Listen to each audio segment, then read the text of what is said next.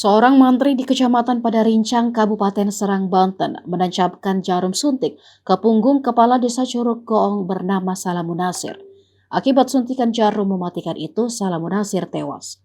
Dilansir dari tribunbanten.com, insiden ini bermula saat pelaku berinisial S mendatangi kediaman korban. Karena korban tidak berada di rumah, ia meminta istri menelpon suaminya itu. Korban tidak lama kemudian tiba di rumah.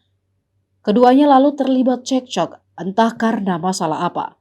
S lalu menikam punggung korban menggunakan jarum suntik hingga kejang-kejang dan akhirnya pingsan. Namun, nyawa Salamunasir tidak tertolong. Korban diduga tewas dalam perjalanan menuju Rumah Sakit Umum Daerah Banten. Kasat Reskrim Polres Serang Kota AKP David Adikusuma mengatakan pelaku ditangkap tidak lama setelah kejadian. Sementara itu, polisi masih melakukan proses penyelidikan terhadap cairan suntik yang digunakan pelaku S saat menikam Kades Salamunasir hingga tewas.